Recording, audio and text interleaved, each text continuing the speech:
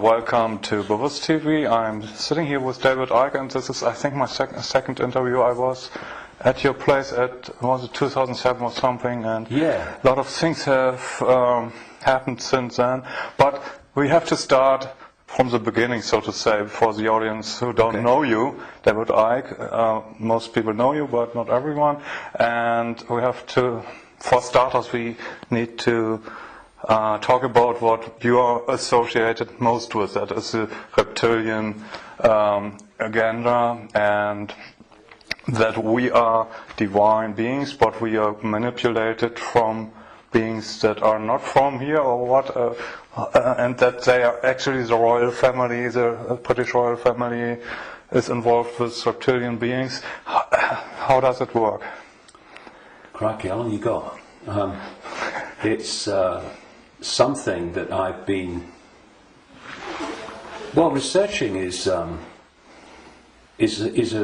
hardly applicable word in some ways, because to research means to look for, and you do that, of course you do, but after some extraordinary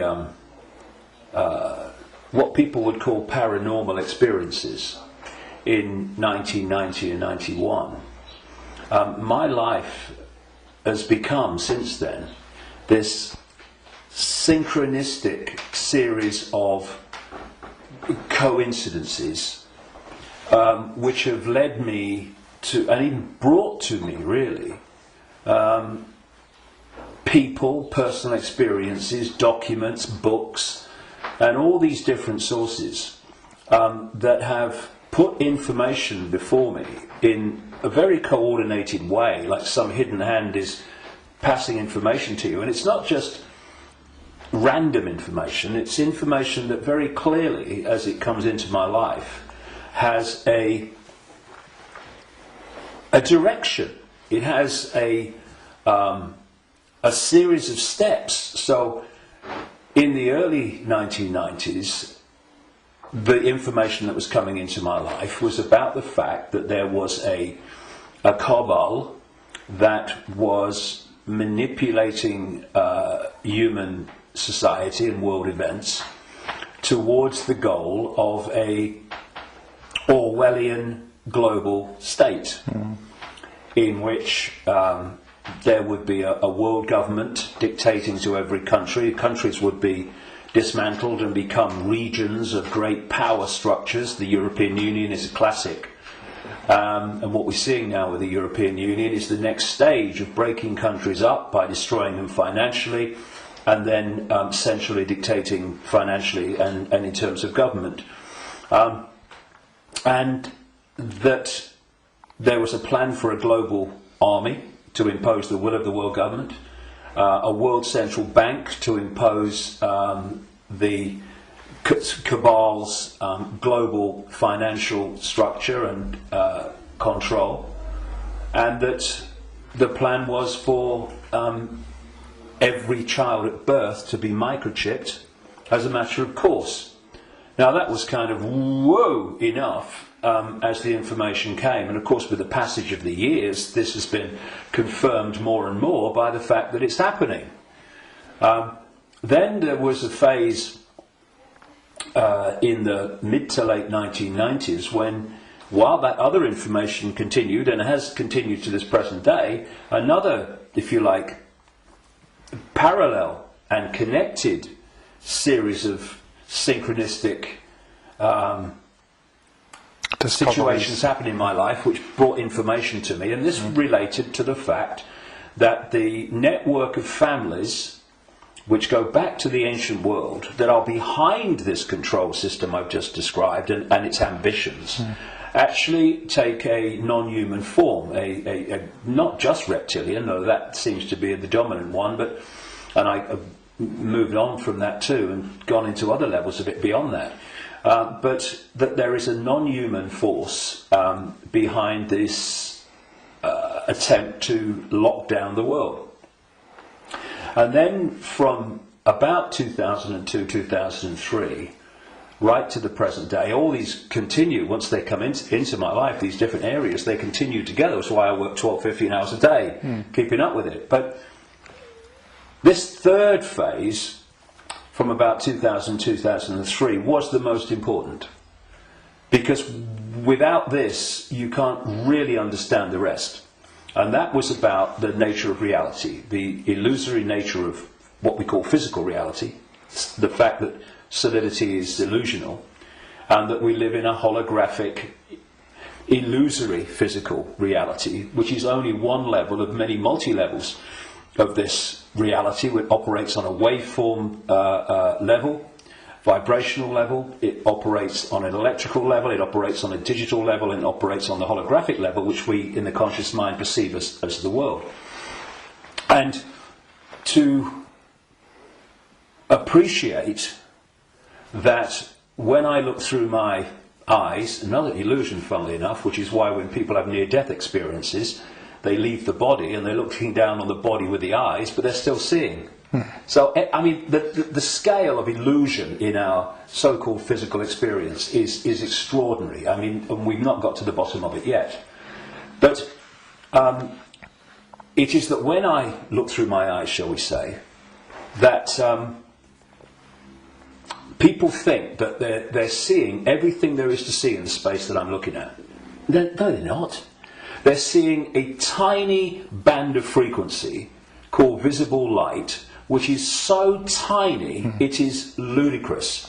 And the rest of what exists in this universe, and even mainstream science would say this, although it's Stone Age science I would suggest, but even it sees this, that the overwhelming vast majority of what exists in this universe, in energy, matter, mass, whatever you want to call it, its different forms, we cannot see.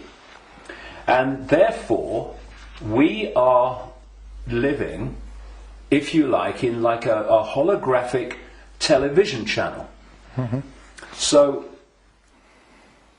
all I'm seeing now as I look here is this tiny frequency range called visible light. Channel 1. Yeah, but all the other levels of reality also share the same space as the one that we're experiencing.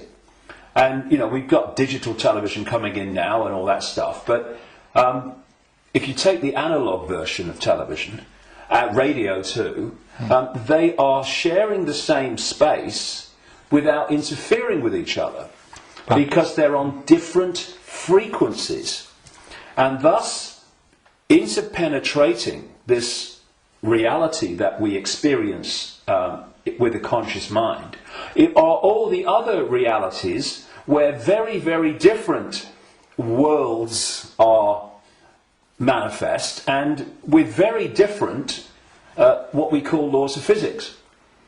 And so it's from these frequencies that are very, very close to this one that we use the term with radio and television where interference takes place.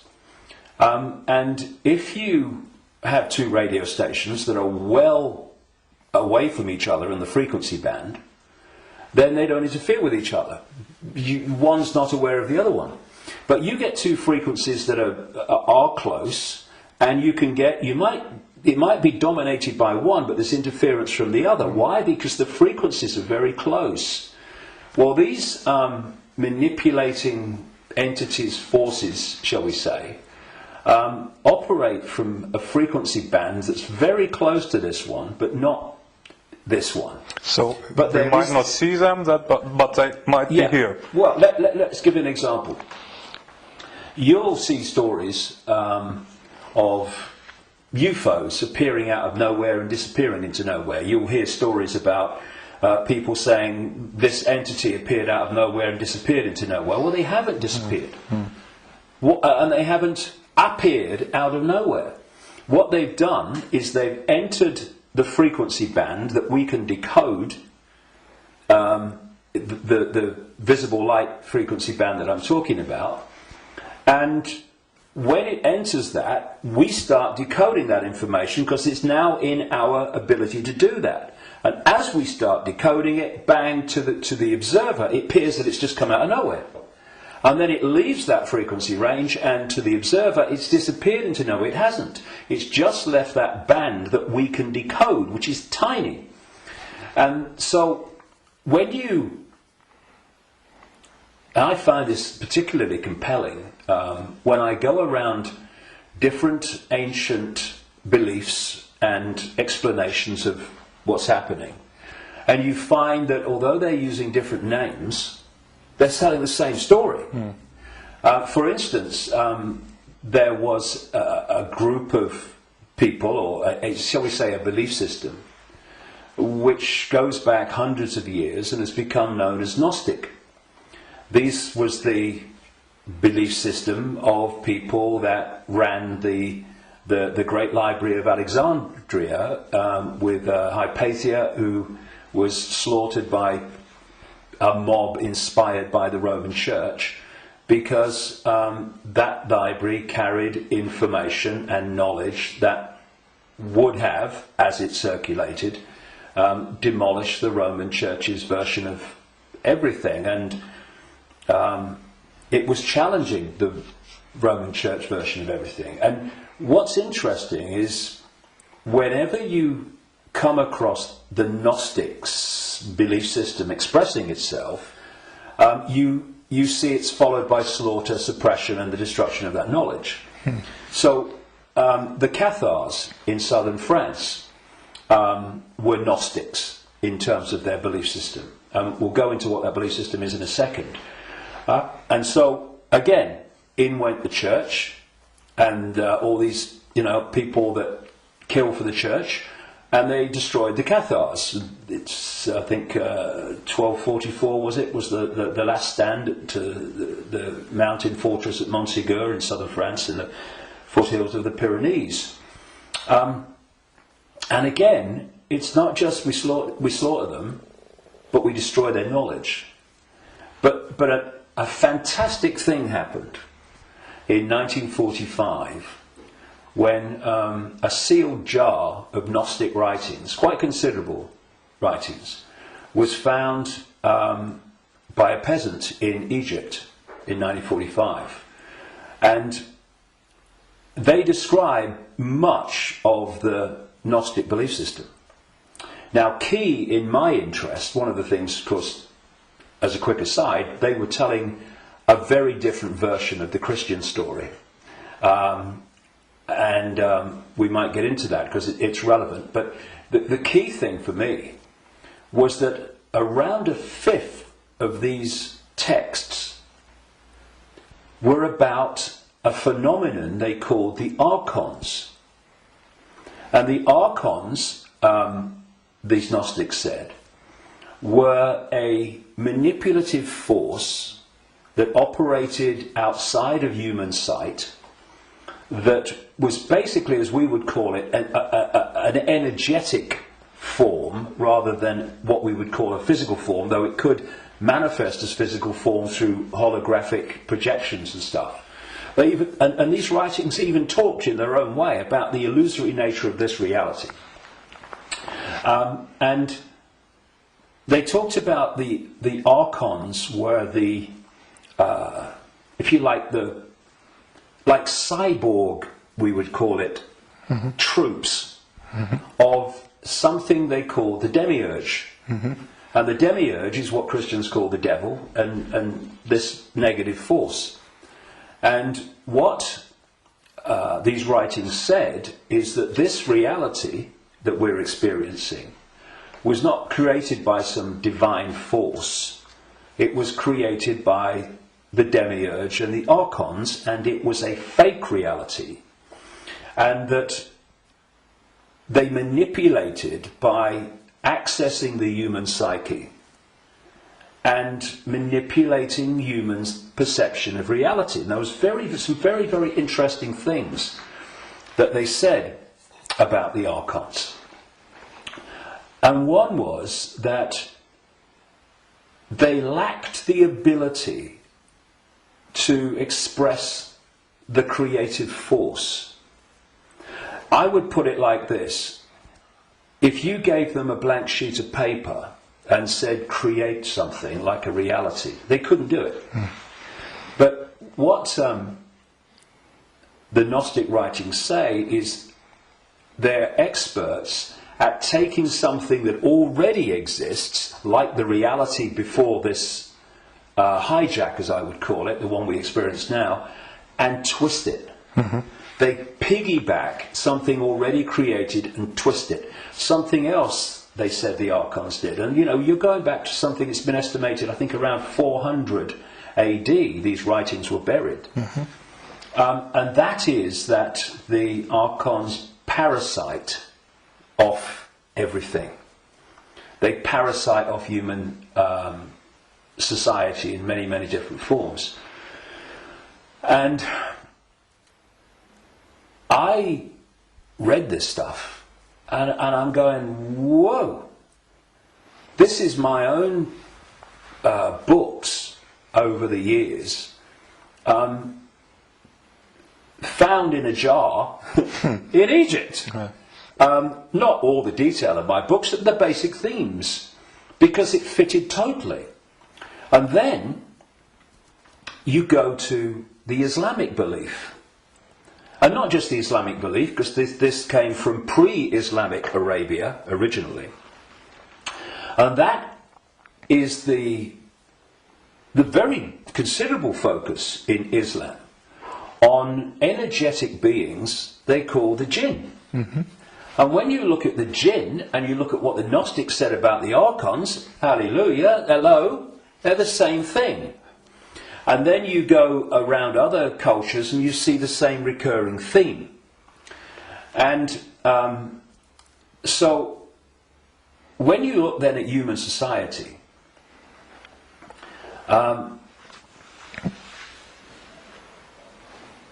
who creates? What is the creative force within human society? Humans. Should be. Mm-hmm. What do these families that I've been exposing all these years, what do? They piggyback off that creative force and manipulate it and direct it in a way that suits them. What do these network of families also do? They parasite off human effort, human labour, human energy, human creativity. The banking system, I rest my case. What is the global banking system except a structure totally focused on parasiting the energy and off the efforts of the human population? What is taxation? In the way that it is today, it is parasiting of human efforts and human creativity. So, what I also found interesting is that the Archons are described as we would say, like cyborgs. They almost like, they're computer-like. Mm-hmm. And they serve this force they call the demiurge. Well, I've been talking about these reptilian entities that operate outside human sight but can come in, and the Archons can, but they can't stay for long because of the frequency difference. They can come in for a while, but it takes so much energy to stay in our reality because it's not their natural frequency band that they can't stay for long.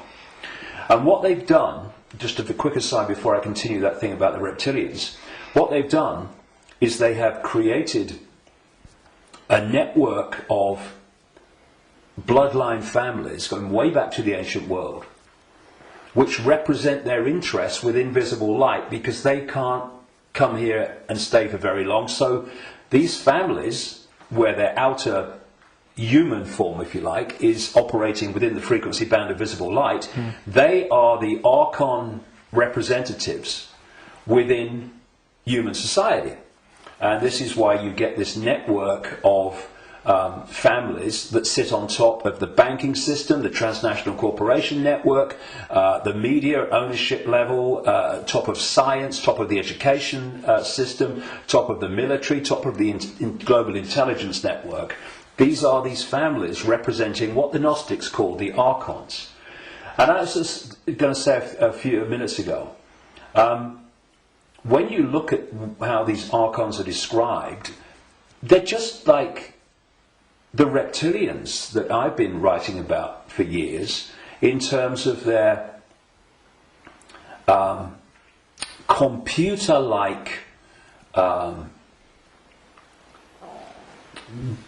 structured to the point of obsession society, which absolutely knows its hierarchical place. Every level knows its hierarchical place in it. And it's very robot-like and computer-like. It's not a flowing creative force. It's very structured. Boom, boom. And that's how the archons are described. They have no compassion, no yes. I mean, empathy. The only one time I've taken psychoactive drugs in my life was in 2003 in a rainforest in Brazil, when I took a rainforest potion called ayahuasca. And I went into, I had an amazing time. Some people had a bad time on it. And for 5 hours, this voice, so strong when I went into an altered state of perception, talked to me so loudly and so powerful about the illusory nature of reality for 5 hours. And when I came back, and because I had instant memory of all of it, when I came back and checked it all out, you could see very quickly that mainstream science, in all its different disciplines, has shown that what I was told that night is true, but because the disciplines are kept apart and are war with each other for funding and precedence, that the dots never get put together, because they're not meant to. We're not supposed to know what reality we are experiencing. It gives us too much power once we know. And this voice said to me at one point, about when it's talking about the computer-like nature of these manipulators, if you programmed a computer to abuse a child, would the computer have any problem with it? No. Why? Because it would just decode the data and act in line with the data, the software program. And this reptilian force is very much like that. Very structured, very predictable. And interestingly, because most people don't realise this, but one of the most important parts of the human brain in terms of human behaviour and response and reaction to situations is called the reptilian brain, or the R complex. And when you look at the traits of the reptilian brain within the human brain, of course other parts of the brain balance that out, or should do, but when you have more reptilian genetics, those traits of the reptilian brain are obviously more extreme and more pronounced. And one of this is mainstream science, one of the key traits of the reptilian brain is obsessive ritualistic behaviour. And what is ritualistic behaviour? It's following the same pattern, day after day, week after week, repeating repetitious behaviour. Now, this is robotic, and so you've got the reptilians described in those terms, the archons described in those terms, etc. And these forces are different expressions and names for the same thing. Now, one of the manifestations of this network of bloodlines that represent this archonic reptilian force within human society is the royal families going back to the ancient world, and the aristocratic families that surround them. Why? Because where did the idea that certain bloodlines should be king or queen of a people, and you have this hierarchy, because this is the other thing about reptilian genetics and the reptilian brain, it's obsessed with hierarchical structures of power. Look at our world. Look at the royal families and the aristocracy. It's absolutely rigid with hierarchy. Everyone knows their place. You're a viscount, you're a baron, you're a lord, you're a king, you're a prince, and all this stuff. Yep. This is the human expression, or the partly human expression, because they're hybrids, of the reptilian archon obsession with hierarchical structure manifested in our world. Because what they're doing is bringing that archonic reptilian reality into our world and making our world like theirs, more and more and more. Now, we have this thing, of course, going way back, which goes under the title of things like the divine right to rule. And what is that? That's the right to rule because of your bloodline, because of your DNA. And we have the ancient emperors of China claiming the right to be the ruler because of their descendants from the serpent gods.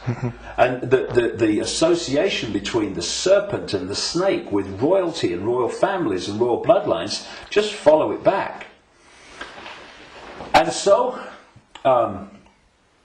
you look at these royal bloodlines that have come through, because what happened is that there came a time when the human population started to reject overt, in-your-face dictatorship from royal bloodline. And that you had that move where this force, not entirely, not least in Britain, moved into what I call the dark suit professions of banking and business and all the rest of it. And politics, and have gone on manipulating from that point of view. But some of them survived, like the British royal family. Now, if you want to see a group of people that are so obsessed to the extreme, not just with hierarchy, but my goodness me, they are. The whole British class system, as they call it, is based on, obviously, hierarchy, which is based on the head of state being the Queen. But you want to see a group of people who are obsessed with ritualistic behaviour, look at the royal family. She goes to the same palace at Christmas. She goes to the same palace in the summer. She goes to the same palace in the spring, and so on. And if you look at the royal year, it's ritualistic. It's a hamster's wheel, repeating. And then, and we've seen in the week that we're talking, 60 years the Queen Elizabeth, 60th year on the throne, the Diamond Jubilee. It's really been in our face in the last few days, and I've watched as much as I can because I wanted to follow the ritual. But, you know, Britain is famous for what is called pomp and ceremony. You know, the guards in red jackets and black hats, you know, like, you know, need a haircut, marching up, changing of the guard, and then you've got people in breeches and all this stuff. It's unbelievable. But it's not pomp and ceremony.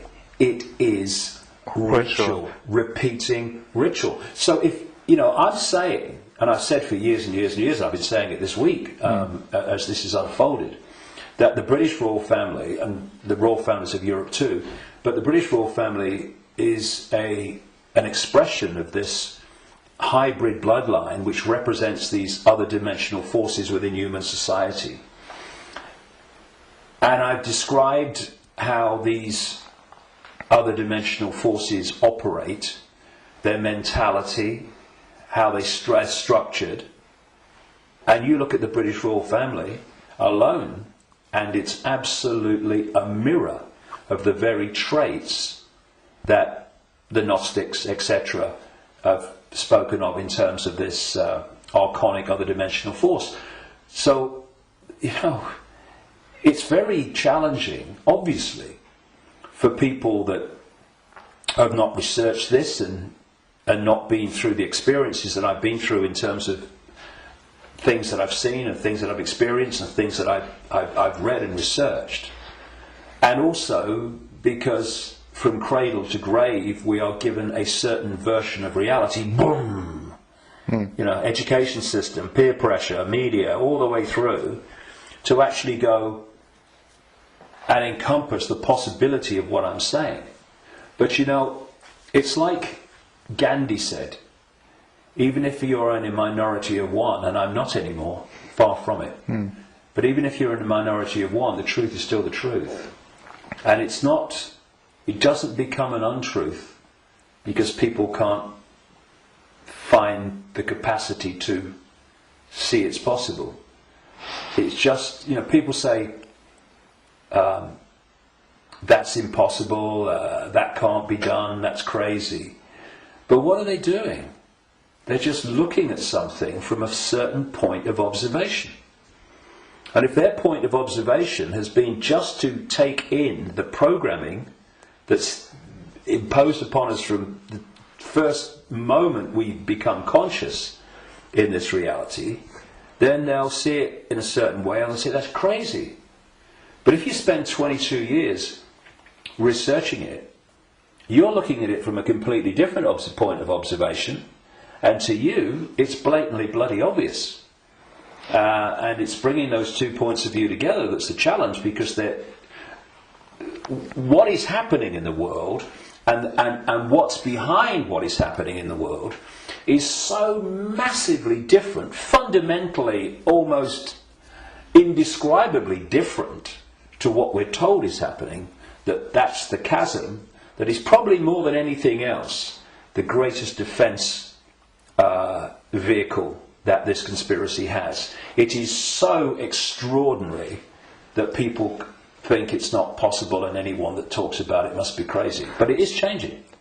All right. On the other hand, I just wanted to ask that people waking up and people are coming to your lectures now to the thousands, and you have full halls, and you want to do a big event in the Wembley arena with probably thousands of people.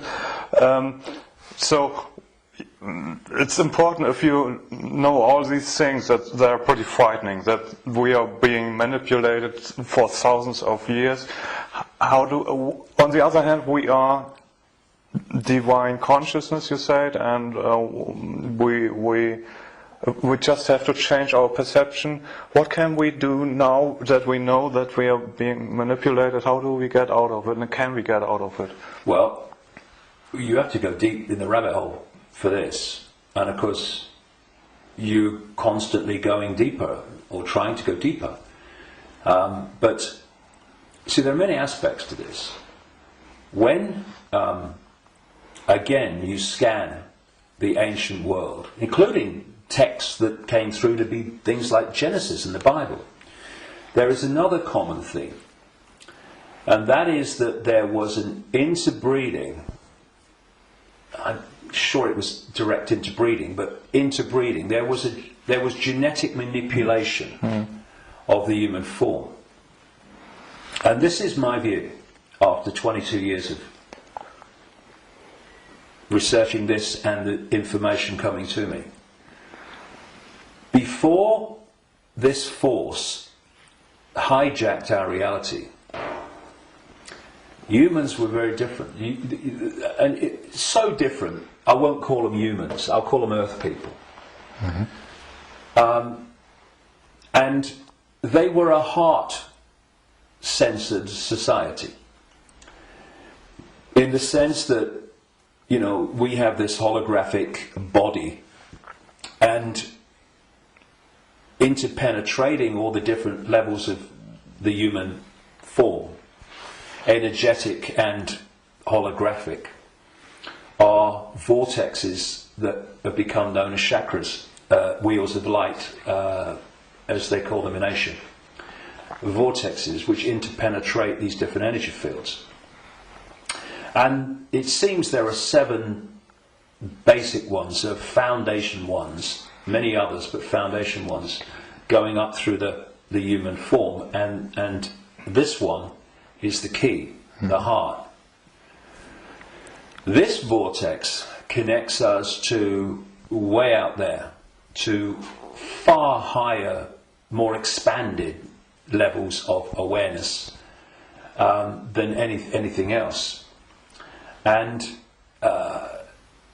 there's an organization in America, it's called the Institute of Heart Math, and they research the power of the heart. Heart math. Yeah. Sounds good. And they've been doing it for a long time now. They have found that the most powerful electromagnetic field in the body field of electromagnetic fields is the heart.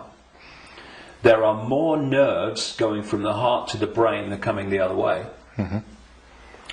And that when the heart energetic field is in what they call coherence, in other words, balance,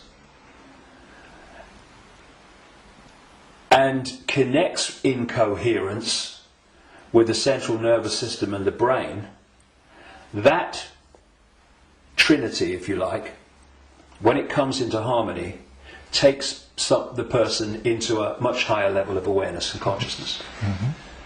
The key is the coherence of the heart field. Once you knock that out, you knock everything out, and what's left then as the arbiter and decider of reality? This. Now, this is a great servant to this. Mm. It's not a great master when it's in control of our perception of reality. And there's another vortex in the belly, which is about emotions.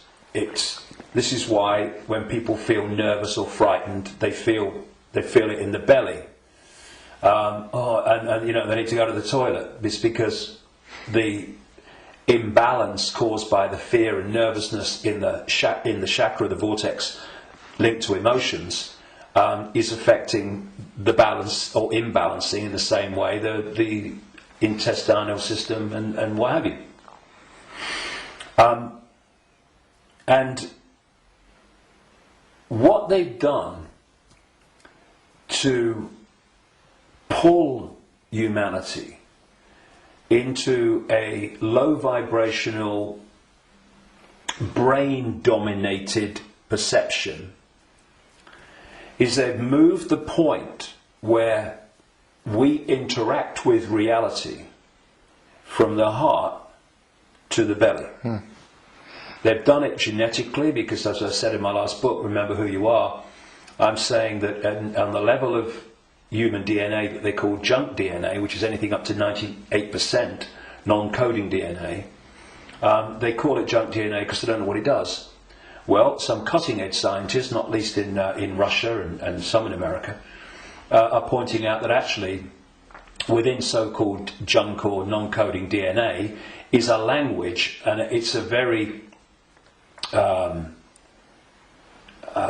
it's a language that you can see and you can uncover, and it operates very much like human language. It has many of very closely the traits of how human language is sequenced. This is how this language, as they call it, within so-called junk DNA is sequenced. And they're talking about the fact that the human language, which is what? Vibrational fields, that's what it is. We hear the words, but only when the brain decodes them. What's passing between me and you now is not the words and what people are hearing. What's passing between me and everybody is not words, it's a vibrational information field generated by my vocal cords. People are only hearing the words when they decode that information. So everything is vibrational waveform at its base, even language.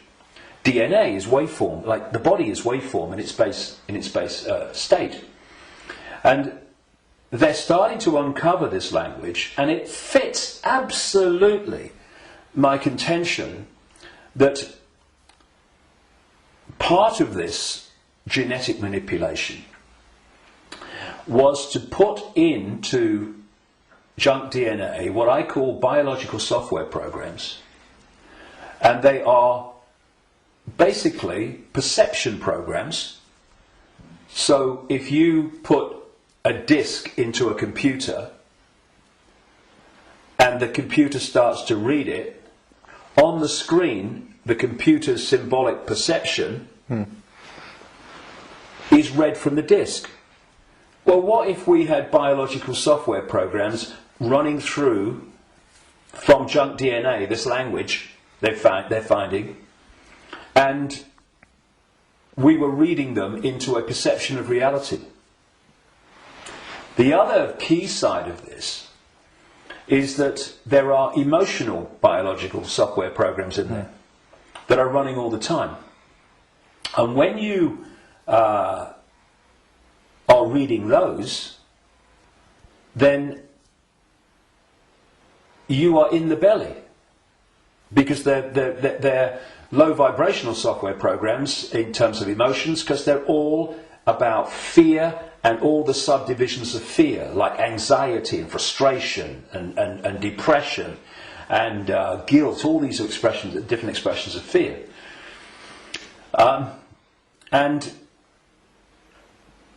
if we do not open our minds, I call this the human body-mind computer, biological computer. If we don't open our minds and let the true self in, consciousness, then humans are operating literally in a closed system in which the DNA emotional and perception programs are running and not being challenged by a level of awareness that is beyond the program. So basically, people talk about the blind leading the blind. What humans are is the program leading the program. And it is my view, and this may be shocking to people, even some who've been along this road a bit. It's my view, after 22 years of putting this together, that the vast majority, at least, of humans have been going through entire lifetimes without having a single original thought or emotional response. Now, when you've got psychologists, I mean, Carl Jung, the Swiss psychiatrist, talked about this, but others too. When you've got psychologists that say that they can break down the human personality into 12 major archetypes and combinations of them, well, at the level of awareness, at the level of consciousness, at the level of the true self, we are infinite possibility within an infinite reality of infinite possibility. How on earth can you break down that into 12 major archetypes and combinations of them? It's ludicrous. You can't. But what can you do that to? Computer programs. And that's what we are. These archetypal personalities are actually software running, perception software running within junk DNA.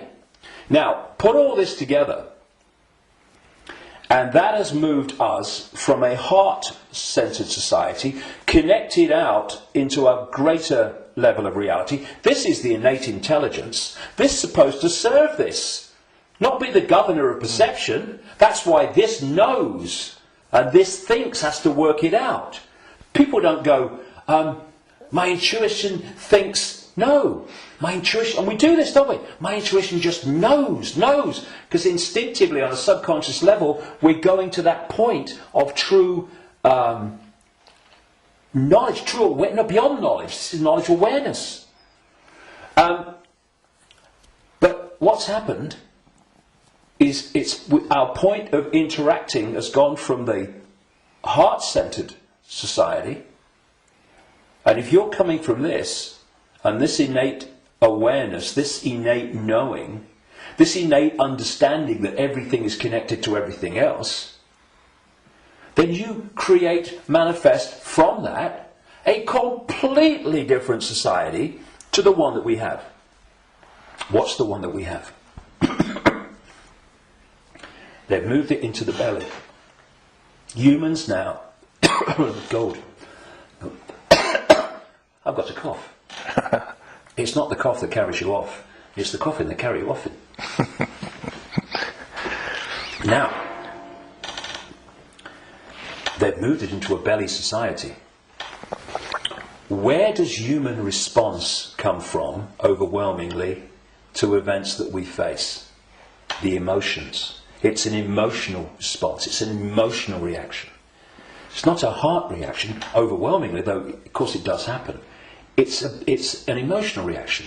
You know, this mass manipulation technique that I called a long time ago problem reaction solution, where they create the problem covertly, tell the people through an unquestioning mainstream media the version of the problem they want people to believe, and then they get the reaction from the people, do something, something must be done, and then they who have covertly created the problem got that reaction, do something, then at stage 3 openly offer the solution to the problems that they have created, which gives them the excuse to change society and advance the agenda that they're following. Now, it's not problem, go into the heart, look at it from the innate intelligence of the heart. It's not even problem, have a think about it, do a bit of research, see what you think. It's problem, reaction, solution. It's the manipulation of an emotional response, an emotional reaction. And what they're doing all the time is manipulating an emotional response to get support or to justify what they're doing. So, for instance, they'll tell you that Gaddafi was killing his own people and what have you, because they're looking for an emotional response. Oh no, we've got to stop him killing his own people. What they don't tell you, of course, is that the rebels were actually put in there, funded and armed by the NATO alliance to cause the problem. And then when Gaddafi's troops start reacting to what they're doing, shooting back at being shot at, then suddenly, oh, look, Gaddafi's killing his own people. Reaction, oh yeah, we've got to stop it. So this is happening all the time. You know, 9/11, ooh, that was, look at 9/11. And those horrific pictures and the towers coming down. Did that take us to here? No, it took people here. And from this gut, what would he say? Gut reaction. You know how many, people say, what does your heart tell you? What does your heart tell you? Right? But how many times, instead of going, what does your heart tell you? What do we say? What does your gut tell you? Emotional response, emotional reaction. And so what they've done is moved us, not all of us, not everybody, but, the vast majority, they've moved them from the heart, high vibration, which they can't touch. Yeah. If we're in the heart, we're untouchable. It's like Radio 1 trying to impact on Radio 2. Can't be done. They're terrified of us going into the heart because it's over. So they move us into their stadium vibrationally. Because not only do they manipulate human response through emotion, they feed off human low vibrational emotional energy. They've turned us into their energy source, because they're an energetic source basically at their core. Well, we all are, but they're much more energetic than we are, because we're much more aware of the holographic, the so-called physical. And so when we eat food, we think we're eating physical food. There is no physical. We're eating holographic food. But the foundation of that food, which we decode into some kind of illusory solidity, is actually a waveform information field. All that these entities do is they feed, they get their energy source, not from a sandwich and a cup of tea, but directly, energetically. They absorb energy in its waveform.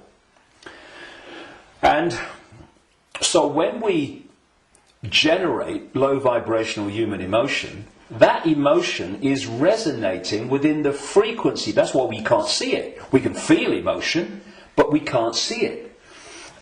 Because it's vibrating within another frequency band beyond visible light. And that's the frequency band that these archons, reptilians, overwhelmingly operate in. So every time we generate fear and all its offshoots, we're feeding them energetically. So you get a war, a 9/11, a global war, and you get an economic crisis where parents now in Greece are giving their children away or selling their children because they can't afford to feed them. Can you imagine in that one incident with one set of parents how much is generated here emotionally from the horrific? I can't even think about it. Imagine what it must be like. And that's just two parents. You get that operating. Look at the world. Look at the world every day. All over the world, in all its different expressions, how emotional energy is being generated and produced by the circumstances that society has been structured to create. It's an orgy of energetic vampiring. And so, when Morpheus in the Matrix held up a battery and said, the Matrix is a computer-generated dream world made to turn humans into one of these, that is a profound truth, because that's what we've become. Not so much batteries, though that was a good symbol, but actually generators, power stations, generating this energy. So we have this situation, if we bring these strands together at this point, in my contention, that these perception programs are running through junk DNA, and the emotional software programs, biological software programs, are running through non-coding junk DNA. And as those programs are running, and as society is structured so that it generates situations, in computer terms, data, that trigger those programs and bring them to the surface where they're more impacting upon our behaviour and responses, you are locking humanity into this closed system where the program programs the program, and you're also pulling people from the heart, high vibration, down into low vibrational belly emotional vortex, which is pulling humanity into the predator's vibrational stadium, and in doing so they are able to trawl and vampire the energy that emotional state and response is constantly generating. Now, I've talked for a long time from your question, what can we do? Because that background, I suggest, was fundamentally necessary. So what do we do? What can we do? It might sound trite and all the rest of it. I mean, because what we've got to do, of course, is we've got to stockpile weapons. We've got to create human armies to fight against them, and we've basically got to try to do all the things to them that they do to us, right? And where does that take us? First of all, it makes us them. And secondly, if we go down that road, will do what? Will produce more and more and more of this low vibrational emotional energy in the hatred and in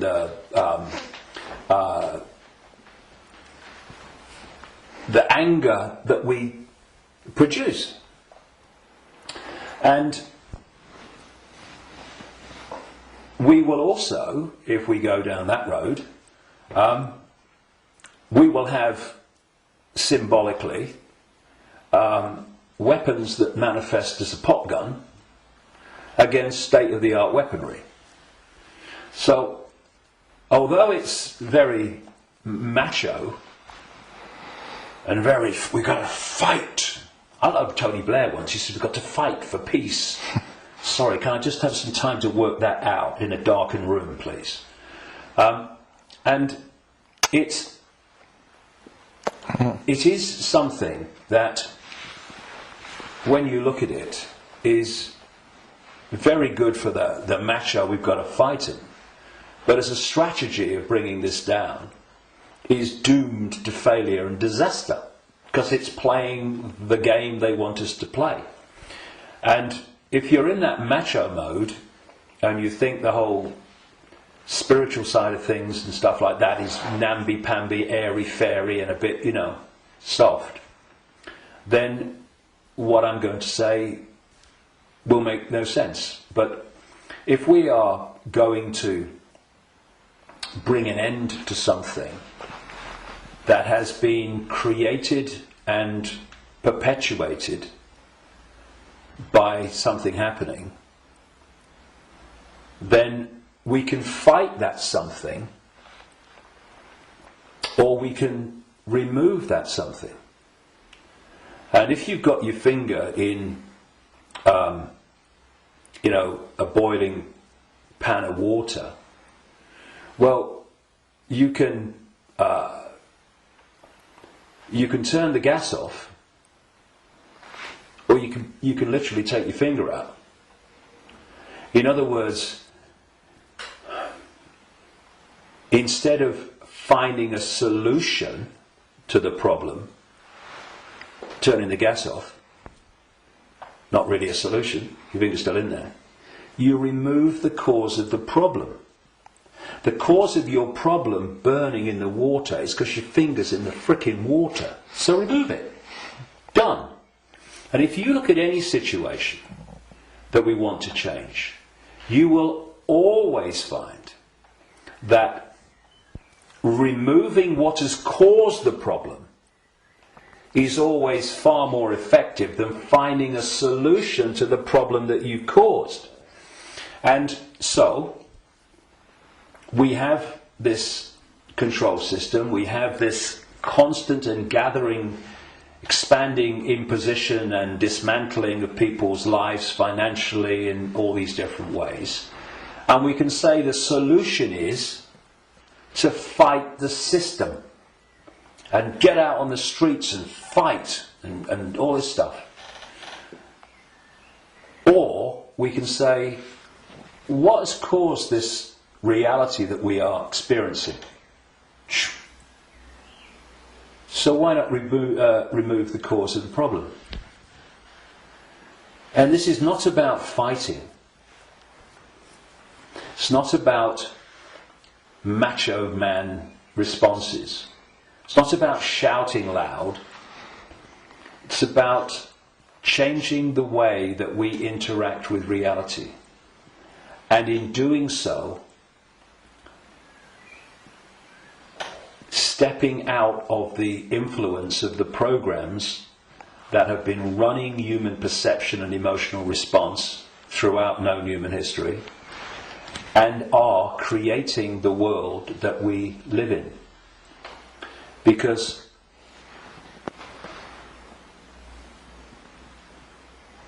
if I go back to what the Gnostics said about the archons, they have no creative energy. They can't make things happen. But we can. We can, yes. Which is bringing us to an interesting point. We can manifest. What this manipulative force has done has programmed humans to use that gift of manifestation to manifest what they want. And so, if we manifest from our perceptions of reality, then manipulate their perception of reality, and they'll manifest what you've manipulated them to perceive as reality. So, I see people challenging war and conflict when their own lives are full of conflict. Now, we live in a holographic reality at this conscious mind level, and there's a very unique and fascinating trait and characteristic of holograms and holographic reality. Every part of the whole is a smaller version of the whole. So if you take, for instance, in the holograms that you buy in the shops, if you take the waveform holographic print, which is on the print in waveform information, and you cut it in 4, and you fire the laser, which reads that information in effect and brings the 3-dimensional holographic image projecting from the waveform information on the photographic print. If you cut that into 4 and put a laser to each 4 pieces, you will not get a quarter of the whole picture. You'll get 4 quarter-size versions of the whole picture. And this is why, or explains why alternative forms of healing, like reflexology and acupuncture and others, can find points on the ear and the feet and the hands and all different parts of the body that relate to the body as a whole. Thus, reflexologists can work on a part of the foot and impact upon the heart or the liver, depending on where they're doing it. And I've known and talked to reflexologists and people like that over the years, and they know it works, but they're not sure why it works or why there are points on the foot and the ear and everything that relate and impact upon the body as a whole. Well, it's simple when you realise that this reality is holographic, because every part of the whole is a smaller version of the whole. The body is a holographic manifestation, it's a hologram. Thus, every part of the body must be a smaller version of the whole, and that's why all over the body, in all the different parts, you can find points that relate to the whole body. In the same way, if we have conflict in our own lives on a so-called individual level, and this is going on all over the world in all these different societies, and it is, then that's a smaller version of the whole. And a hologram moves both ways. When the whole hologram shifts, all the parts of the hologram shift, because they're expressions of each other.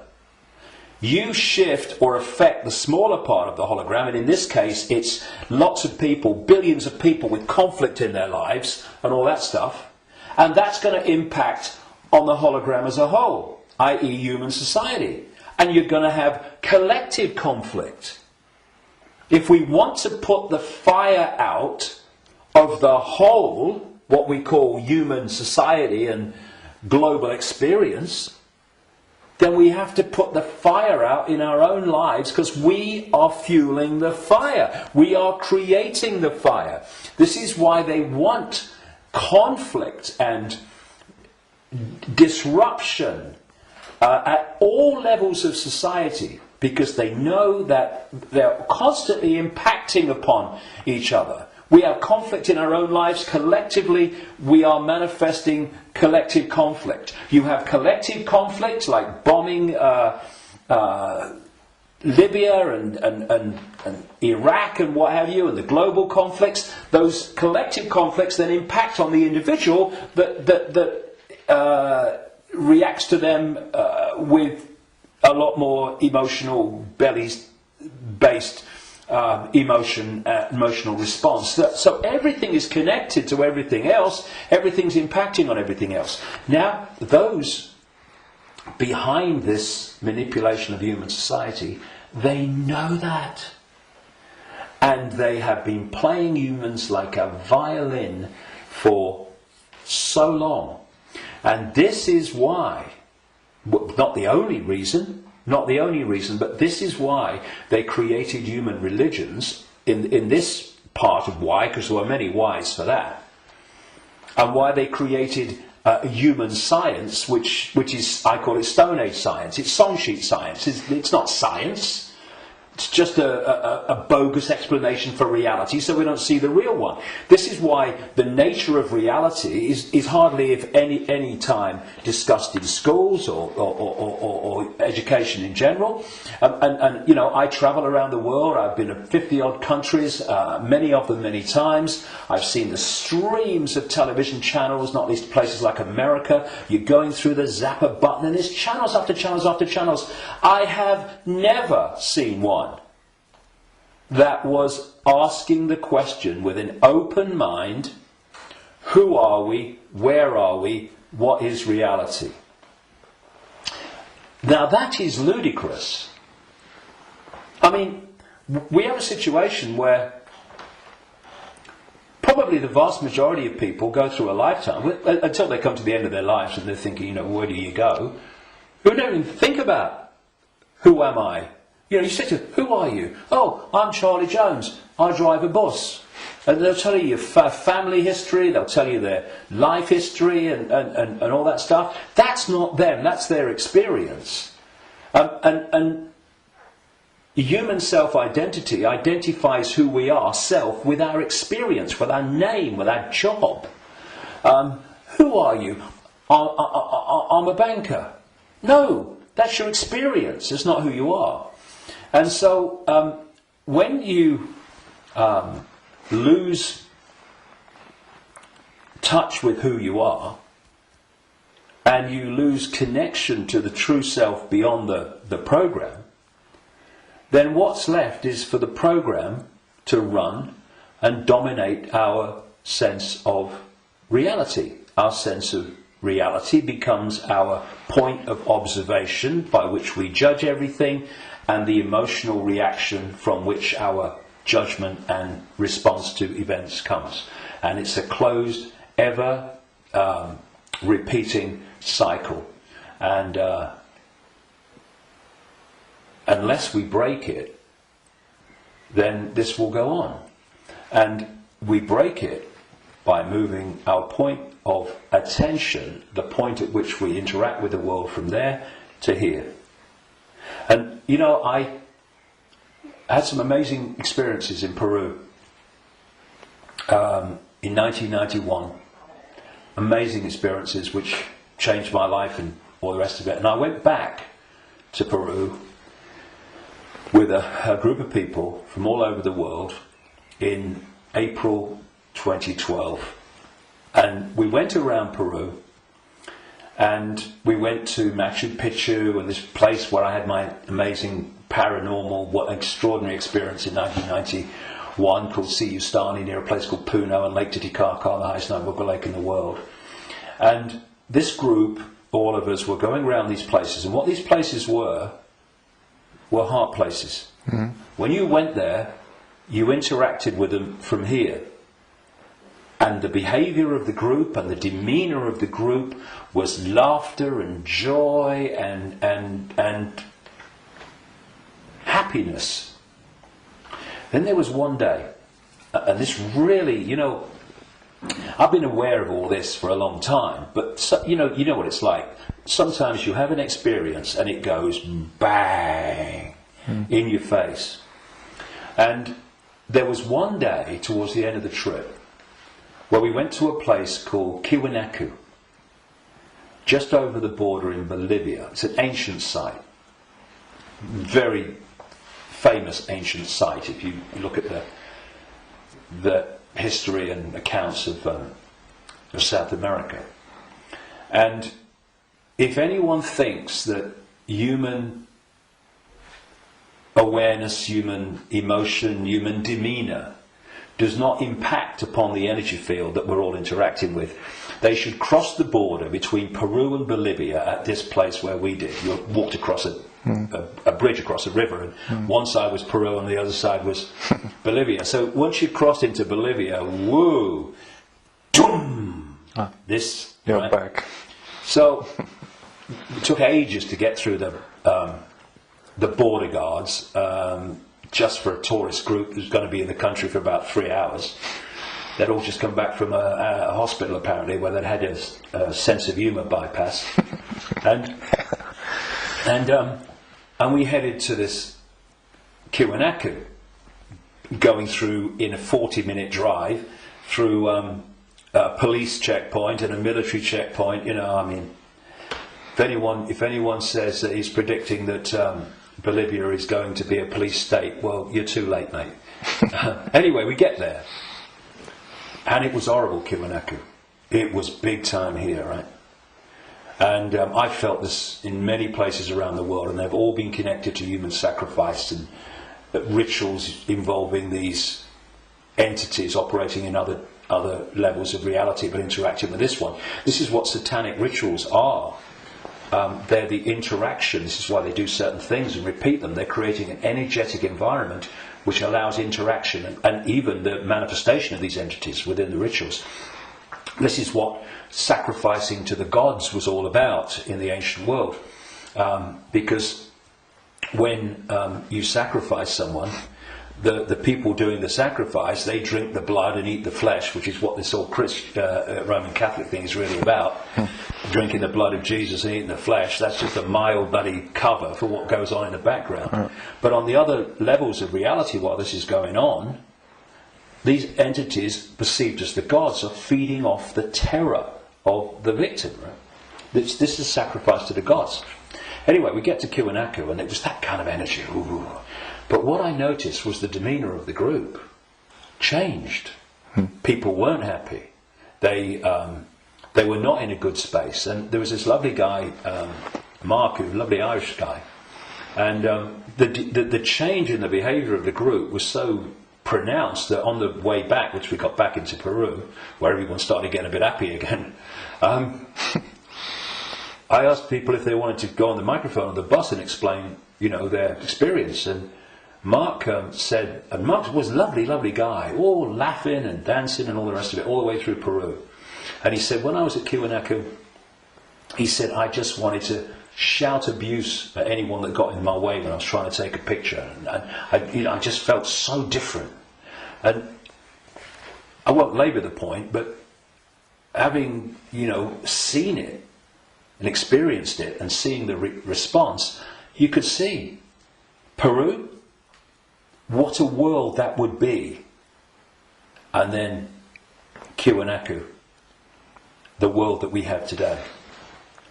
And we really got to move to here. And I would say to people, it's a challenge in this world, because virtually everything in this world is designed to push you here. So when you're responding from a belly emotional point of view, and you can do it with your mind, with your consciousness, you just move. It's moving your point of attention. That's what it is. You move your point of attention, and you move it here, and feel that point of attention here, not here, and you'll see the situation you face. I know, because I've done it myself, and I've talked to others about doing it, and they have, and they say, yes, it does work. You get to bring it to here. A situation that you're facing looks very different here to here, and vice versa. This is what we need to do. We need to become the heart-centered society that we are being hijacked and manipulated out of. Now, it's not just about moving your point of attention here and seeing the situation from here. Once you move your point of attention here, the vortex opens. Because now you're interacting with it, with your own awareness, instead of interacting in a way that's dominated by this emotion. And when that opens, what comes through that energetic channel is innate intelligence, innate insight, innate knowing. And suddenly you're seeing the world and getting insights into things, and you're seeing what is happening as it is, and not as this is programmed to see it. And this is programmed to see it. You see, the brain, isolated from the heart, works in unison with the emotional chakra, and these two in unison, crikey, they're a bloody nightmare. Look at everything about human society that you don't like. These two buggers working in unison are where it comes from. So This. we go there. See, this, I'm talking about these emotional and perception programs that I say are running through junk DNA. Once the heart is no longer impacting in any way significantly on our sense of perception, on our sense of reality and all the rest of it, our sense of response, then the brain becomes the governor of our what? Perception, which is dictated to the brain once this is out of the way, which can override those bloody programs running through junk DNA. Piece of cake. You know, this is where the power is. This is what they're terrified of. So once that's closed down, this is what's done by the program and the way society is structured, then this becomes the governor of perception. And what it is doing, it is decoding as a sense of perception the perception programs running through junk DNA. And that perception of something becomes an emotional response to something, and this is an emotional response from the programs running through junk DNA of the emotional programs. So here's your, if you like, your holographic manifestation of the perception programs of self and the world and reality running through, and here is your holographic expression in response and reaction of the emotional programs running through junk DNA. And these have created the world we don't like. They've created the ability of the few to dictate to the vast majority. Because this will never see it. This will never get it. Except up to a point. This can get to a point where it can see the names, dates, places, Bilderberg group level of engineered wars level of what's going on in the world. But seeing where that is coming from, what's behind it, you've got to go into here. Because if you don't, you can't get into the rabbit hole. Because this can only go so far. And it's my view, and in my experience anyway, that if you are an expert in 9/11, in engineered wars, engineered banking scams, manipulated political nonsense, then you are still walking around the outer rim of the rabbit hole. You've not even entered it yet. Because it's still the movie. This holographic reality is like a holographic movie. And when a movie has hit the screen, that's it. It's a done deal. You've got to change the movie now. And that's what this world is, this holographic world. Because what the human body computer is doing is taking vibrational waveform information, which is what the five senses do. It's turning into electrical information, same information, different form, and it communicates that to the brain and the whole genetic structure, in fact, and that decodes it through into the digital and then the holographic. So the holographic, this apparently physical world, is the end of the story. That, in movie terms, is the movie hitting the screen. You ain't going to change it. You won't stand up in front of a movie screen and start shouting at the screen and telling the movie to change, will you? People will go, you're mad, mate, you're mad. If you want to change the movie, you've got to change the reel. It's being projected from back here. But that's what we're doing. You know, so many ways that people respond to this conspiracy when they meet it at some level. It's, we must get out in the streets and protest. Well, I'm not saying don't. But that's still trying to change the movie when the movie's hit the screen. If you come back and go deeper in the rabbit hole, and you understand where this movie's being projected from, which is from other frequency bands of reality through the Illuminati families and the Illuminati structure within visible light human society to become the movie we call human society, then you can go back to the point it's coming from, and therefore you can change what's coming. You can change the movie. And that's what we need to do. And to do that, you know, those that And I'm not knocking the 5 sense level of the conspiracy and communicating it, 9/11, manipulating. I'm doing it every day on my website. Books are full of it. We need to know that. But if we only do that, then basically we are seeing the outcome. We are not seeing the origin. And you cannot change an outcome without changing the origin. And so when I look at so much conspiracy research, good luck to them. You know, everybody that comes and does this, hallelujah to you. Good on you. But there comes a point where we know how the system works in the holographic world. I mean, what's left? Finding out what size shoes Henry Kissinger takes. Yes, on a daily basis as it unfolds, we need to, keep with it. But, okay. But are we going to become recorders of our own enslavement? Oh, see, I told you they'd do this next. Look, they're doing it. If we do that, we've moved from not knowing that the prison's being built around us to seeing the prison being built around us. But there's a common theme between the two of them. The prison's being built around us. And that's fine if people want to do that only. I'm not saying don't do it, but to do it only and ignore where it's coming from, therefore the solution or the removing the cause of the problem. The people who only do that will record and record and record and record their own gathering enslavement and the enslavement of humanity until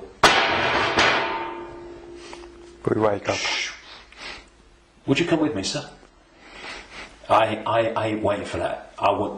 We need to change where it's coming from. And for that, there are some major challenges for those in the conspiracy research arena who are dominated by a sense of patriotism and dominated by a sense of a religion. Because patriotism, in the sense of, I'm not saying don't, love your country and love your culture, nothing like that. But patriotism, in the sense of self-identity, I am an American, I am an American patriot. No! That is your experience. What you are is infinite awareness. All that is, has been, and never can be. All possibility. Having that experience. And I'm a Christian. No, you're not. That's the belief system you have chosen to take on as your persona. But it's an experience of being a Christian. It is not who you are. And if you self-identify with being a Christian or being a Jew or being a Muslim or being a Hindu, again you are in a self-identity which is self-identifying with something that's not you, and also, and this is in terms of getting to the origin, it means that you are not going to go, I've come across this all the time, me. I mean, I'm the guy that people in mainstream society, they see conspiracy researchers of the 5 sense nature as extreme and crazy. A lot of them see me as extreme and crazy. Because if you think that all you need to know about life and reality is between the covers of two covers of a book written by who knows who knows when, and who knows what circumstances, the Quran and the Bible and all the rest of it, then and what that tells you are and reality is and how it all works, you ain't even gonna begin to to go down the rabbit hole into the areas that we need to understand. Because if you do, you immediately realize that your religion is part of the conspiracy. We talked earlier about the archons and this demiurge that this like devil figure, as Christians would call it, that the Gnostics talked about in their texts. Well, that demiurge and those archons, those jinn and whatever you want to call it, those reptilians and all the different facets, they are the force that the major religions worship as God. Yeah. It is the Islamic God, it is the Christian God. Well, I'm being controversial now, aren't I? I have been known to. I don't care. I want the truth, not the popularity contest victory. It's the God of Islam, it's the God of Christianity, it's the God of Judaism. Yahweh! Oh, that's the demiurge. That's this fake manipulator of creation that the Gnostics talked about. So we got this situation. Please tell me it's not true. I'm afraid it is. But it doesn't have to be. We just change it. And it's gone. But where this unseen network that the Gnostics talked about, all these people talk about, have created this conspiracy, this network of human manipulation of politics and business and banking and all the rest of it. And some people, increasingly large numbers of people, fantastic, have started to see that and challenge it and try to expose it. But at the same time, they are welded to religions that are worshipping the very force that created what they're trying to expose. And I suggest what we need is, yes, to move here, to open this and let consciousness in, but we also need a blank sheet of paper. A blank sheet of paper that says, okay, all preconceived ideas over here. All preconceived beliefs and perceptions of reality over here. Now, from this point, what goes on that sheet of paper in terms of my perception of reality comes from information, comes from innate knowing, does it feel right, and comes from it standing up on the basis of credible information and intuitive knowing. Now, some of these preconceived beliefs, they might be able to be put back. Maybe, I don't think many will. I don't think any will, really, but they can be. But they're not there on the sheet of paper dictating reality by reflex action. Now, David Icke, he talks about shape-shifting reptilians. He's mad. It's not possible. No, you do not believe it's possible, and thus you are dismissing what is absolutely explainable, not because you've researched it, not because you've even looked at it, but because that program, which is dictating your sense of reality, cannot encompass it. Thus, people say to me, and have said to many people in this arena, when the actions of these families have been exposed, they'd never do that. No, mate, you would never do that. They would and are every day. It's this. And then you say, well, how much? I've said this to television interviews in the mainstream, but they're like, loads of rubbish. And I say, well, I've been to 55 countries, many of them many times. I've researched this full time for 22 years. How much research have you done on this subject? Zilch. But it's different, it's outside of their perception of possibility, so it's dismissed. And this blank sheet of paper lets anything in so long as it justifies its place on the paper. And when you do that with an open mind, you don't say, I'm a Christian, so I don't criticize Christianity. You go, I'm going to look at Christianity and what I've believed up to this point from a detached perspective and see if it stands up. I know a guy in America who set out, many decades now, he was a real avid Christian, and he set out to prove the Christian story was true. Jesus existed and all this stuff. And very soon after this, as he started, I'm going to show it, of course what he realised very quickly is the evidence is all the other way, and he became a conspiracy researcher, because then he's going, well, nothing of it. If I've been duped on this, what else am I being duped on? And then the dominoes start to fall, and you start to see the greater conspiracy. But he had an open mind enough to see that when the information was going in a certain direction, he was willing to go with it. But a lot of people that are welded to religions, they don't want to look at the information. And you can be a religious believer, and you can go to the 5 sense level of the conspiracy, because you can say it's Satan and Jesus is coming, and it's Armageddon, and it's the end times and all that stuff. You can do all that from a Christian perspective, but you ain't going to get in the rabbit hole. To do that, all those belief systems have to go, because they're there to censor the true self. Okay, thank you, David. That's amazing, and a lot of information, and a lot to think about. But the important thing is not to think, but to know, to feel, and we all have the ability and the what humans have.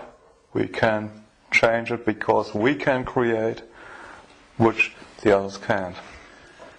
Yeah, so they create through us, and the difference is, and the way to turn this around is to, instead of having our sense of reality manifest as our experienced reality by external forces manipulating our sense of reality, which becomes our experienced reality, we get rid of that influence, and our unique perception of reality becomes our unique experience of reality. Do you think then we've got a world worth living in then? Do you think 2012 is a year that a lot of people say then there will be a major change? Do you think that's happening? Well, I've not gone along with that in the way that it's just been described in many ways. I came across a theme almost immediately after my initial stirring awake in 1990 in the spring, when I went to a psychic because I felt this presence around me all the time, and I wanted to know what it was. I didn't tell her, but just so if she would pick it up, and bingo, lots of things happened. So, I was going to go out on a world stage and reveal great secrets, and there's a shadow across the world had to be lifted, had to be told, all that stuff. From that very earliest time, there was this theme that there was a vibrational change, which I would see now as a waveform information change, that was going to have many effects, but two major ones. One, it would awaken vast numbers of people eventually to another perception of self in the world and reality. The less closed-minded would be affected first, but eventually people at that time who were absolutely in the bubble, in the box, would be affected. Well, it's happening. Quite demonstrably, it's happening. And the other effect, major effect of this vibrational change, which way back in 1990 I gave the title The Truth Vibrations because of this, these changes that we was going to bring, was going to be that this vibrational change would bring to the surface all that had been hidden so people could see it. Well, you look about people waking up to another version of reality and self and the world in vast numbers in 1990. You look at all that's been hidden coming to the surface in 1990. You know, what? Look at it in 2012. It's incredible. It's happening, right? But this truth vibrations that I was, as I called it, was going to be something that would get more and more powerful and more influential. And the significance, the greatest significance for me of 2012 is that it's not 2011, but it's not 2013 either. However, I think that what we are seeing in 2012, and we'll see more of in 2013, 14, 15, is that we are now reaching a point in this where it's starting to be tangible in its impact. You know, I'm seeing people now within the system, doctors, scientists, people like that, are starting to look and saying, it's all nonsense, isn't it, right? Now this is, so we've reached a point in 2012 where this is becoming more and more tangible. And I think by the end of the year it will be more tangible, you know, because this is an ongoing thing. And the focus on 2012 in a positive way about, you know, this is going to be the Great Awakening. And I don't think it's going to be the Great Awakening in 1 year, but that focus on it, people are focusing on the fact of awakening, and that's bound to impact upon people opening their minds. The negative part about it, of course, is this stuff about the end of the world and all that stuff, which brings, where does that take you? It takes you here. So I think that 2012 is significant in that way. But in 2013, we're going to see the impact even greater, 2014 even greater. And there's going to come a point where this information vibrational change is going to reach a tipping point where it's the dominating perception. And at that point, the House of Cards will come down. And one of the other themes in the last 22 years that I've picked up from many different sources and stuff is that just when the control system appears to hold all the aces and has got everything in place, it's going to come down so fast it's going to be shocking. So for a little while longer, I mean, we're seeing it now, you know, President of the United States every day deciding who's going to be killed in a drone attack and all that stuff without any due process or anything like that. So we're moving, but at the same time, this awakening is moving as well. And, you know, the president and the control system and their agenda and their unfolding Orwellian state, although it's not called that, the facets of it as they unfold are all over the television news and they're in all the newspapers. So people can get the impression, understandably, that that's all going on. Oh my goodness me, look at this. What's not in the papers, what's not on the television, for obvious bloody reasons, is that this is this quiet, well, in terms of people like me, as loud as I can bloody be, awakening, but a quiet awakening with most people is gathering and it's growing. And it will eventually be like a tidal wave of change and bring an end to this bloody nonsense, because the power that is used to enslave and manipulate us is merely the power we give away every day. When we stop doing that, there's a very loud bang and the House of Cards comes down. But so that's the revolution. The revolution is not stockpiling weapons and hurling abuse and all this stuff. The revolution is remembering who we really are and the power to dictate our own reality collectively and individually that memory brings. That's the revolution, remembering who we are. That's why I've called this big event at Wembley, Remember Who You Are. It's the key to everything. If we don't remember who we truly are, infinite consciousness having an experience, nothing's going to change. And but we are, and so it is. That's changing. we can see it, and you're part of it, and we are part of it, and I thank you for what you do. Well, thanks. And anyone can be part of it. It's just a choice. Right. Thank you, David. Cheers, mate. Thank you. Thanks a lot.